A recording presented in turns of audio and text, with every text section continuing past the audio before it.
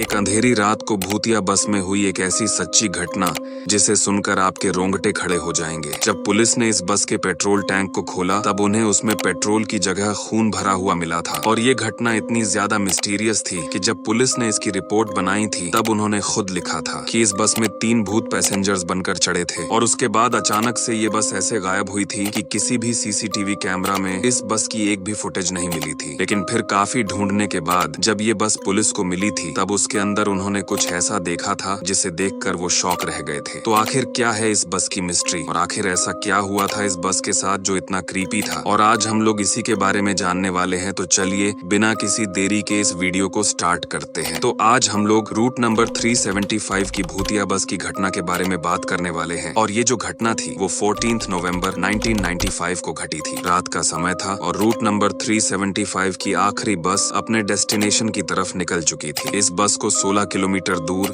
Fragrant hills जाना था। इस बस में एक बूढ़ी औरत, एक 22 साल का लड़का और एक यंग कपल सफर कर रहे थे। आधी रात हो चुकी थी, रोड पूरा सुनसान था और हल्की हल्की बारिश भी हो रही थी। सब कुछ नॉर्मल था, लेकिन तभी अचानक ड्राइवर को अंधेरे में खड़े हुए 2 लोग दिखाई देते हैं। लेकिन वो लोग बस स्टॉप की जगह एक अंधेरे से सुनसान जगह पर खड़े थे। पहले तो ड्राइवर ने बस ना रोकने का फैसला किया, लेकिन बाद में उसने सोचा कि ये इस रूट की आखिरी बस है और अगर उसने इन लोगों के लिए बस नहीं रोकी तो ये रात भर किसी दूसरी बस का वेट करते करते परेशान हो जाएंगे। इसीलिए ड्राइवर ने बस को इन लोगों के लिए रोक दिया। और उसके बाद जब ये लोग बस पे चढ़े तो जो पैसेंजर्स पहले से ही इस बस पर थे वो थोड़ा चौंक गए, क्योंकि ये जो लोग इस बस पे अभी चढ़े उन्होंने बहुत ही पुराने जमाने के ट्रेडिशनल चाइनीज ड्रेस पहने हुए थे और इन लोगों से बहुत ही अजीब सी बदबू आ रही थी। और ये 2 नहीं बल्कि 3 लोग थे और जो तीसरा आदमी था उसे उन 2 लोगों ने अपने कंधे पर टांग रखा था। शायद उस तीसरे आदमी की तबीयत खराब थी या फिर वो नशे में था। ऐसा सोचकर बस में जो लोग थे उन्होंने उन लोगों को इग्नोर किया। लेकिन जो बूढ़ी औरत इस बस में थी उसका ध्यान इन 3 लोगों से हट ही नहीं रहा था। उसे इन तीनों लोगों में कुछ तो गड़बड़ लग रहा था। और बस में एक लेडी कंडक्टर भी थी। तो उस बूढ़ी औरत ने उस लेडी कंडक्टर से पूछा कि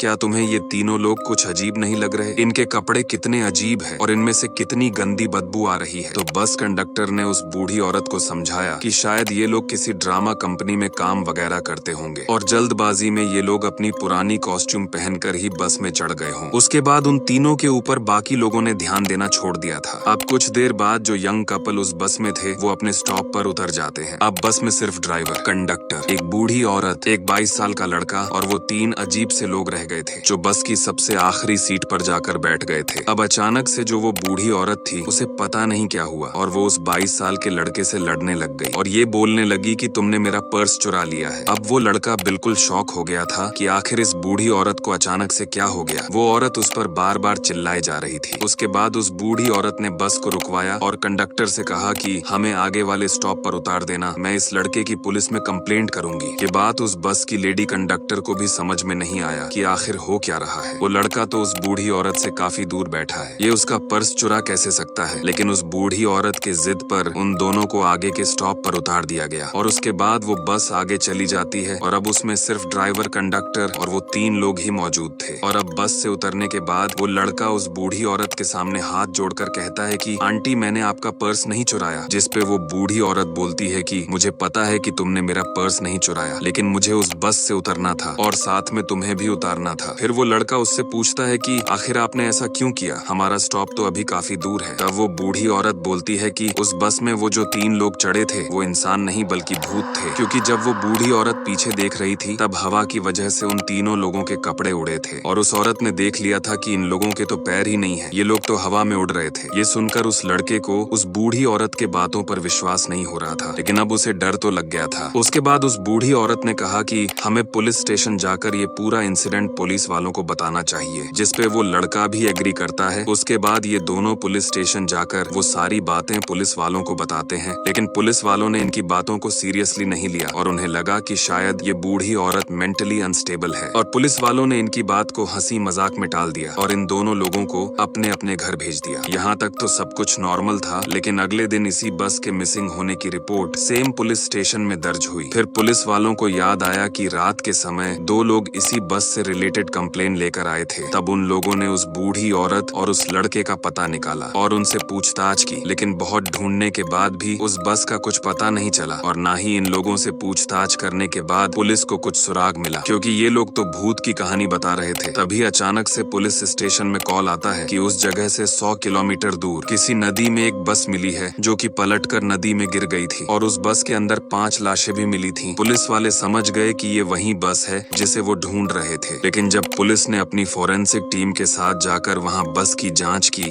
तब वहाँ 2 लाशें तो बिल्कुल सही थी, एक ड्राइवर की और दूसरी कंडक्टर की। लेकिन जो 3 और लाशें थीं, उन अजीब से लोगों की, वो इतनी ज्यादा खराब हालत में थी कि ऐसा लग रहा था कि वो सालों पहले ही मर चुके थे। उनकी लाशें बहुत जल्दी डिकम्पोज हो गई थीं। फोरेंसिक वालों ने भी इन डेड बॉडीज को चेक करके बताया कि इनकी मौत कल रात को नहीं, बल्कि ये लोग तो बहुत टाइम पहले ही मर चुके थे। तब पुलिस वालों को समझ में नहीं आया कि आखिर ऐसा कैसे हो सकता है। जब पुलिस ने इसके बारे में बस की कंपनी में मौजूद लोगों से पूछताछ की, तब पुलिस वालों को पता चला कि ये बस तो सिर्फ 16 किलोमीटर तक का ही रूट कवर करती थी और उसमें उतना ही फ्यूल होता था। तो अब सवाल ये है कि उस बस में आखिर इतना फ्यूल कैसे आया कि ये 100 किलोमीटर दूर चली गई। उसके बाद जब पुलिस वालों ने उस रास्ते के सारे सीसीटीवी कैमरास को चेक किया, तब वो देखने के बाद पुलिस वाले बिल्कुल हैरान रह जाते हैं, क्योंकि उस बूढ़ी औरत और उस लड़के के बस स्टॉप से उतरने के बाद से आगे वाले किसी भी सीसीटीवी कैमरा में वो बस कैप्चर ही नहीं हुई थी। ऐसा लग रहा था कि उस बस स्टॉप के बाद से वो बस गायब ही हो गई हो। और ये बस आखिर कैसे पलटकर नदी में गिर गई, इसका भी कोई क्लू नहीं मिला था, क्योंकि उस जगह पर कोई एक्सीडेंट ही नहीं हुआ था। उसके बाद जब पुलिस वालों ने उस बस के फ्यूल टैंक को चेक किया, तब उन्हें उनकी आंखों पर विश्वास ही नहीं हो रहा था, क्योंकि उन्होंने देखा कि बस के फ्यूल टैंक में डीजल नहीं बल्कि ब्लड भरा हुआ था। और इतना सारा ब्लड आखिर आया कैसे, किसका था ये ब्लड? ये सारी चीजें एक ऐसी मिस्ट्री बन गई थी जिसे पुलिस भी सॉल्व नहीं कर पा रही थी, क्योंकि पुलिस के पास कोई सबूत ही नहीं था। ये घटना इतनी ज्यादा मिस्टीरियस थी कि उस टाइम हर न्यूज़पेपर के फ्रंट पेज पर इस घटना को कवर किया गया था। वो बस गायब कैसे हुई, उसके टैंक में इतना सारा ब्लड कैसे आया, वो बस सीसीटीवी में कैप्चर क्यों नहीं हुई, और वो 3 लाशें आखिर किसकी थीं? ये सारी बातें आज भी एक मिस्ट्री है। और इस घटना के बाद से चाइना के लोगों में रूट नंबर 375 को लेकर इतना डर बैठ गया था कि कई सालों तक उस रूट पर रात में किसी ने बस से सफर ही नहीं किया था। और ये जो घटना है वो चाइना में आज भी बहुत ज्यादा फेमस है। इसे लोग रूट नंबर 375 की घोस्ट स्टोरी के नाम से जानते हैं।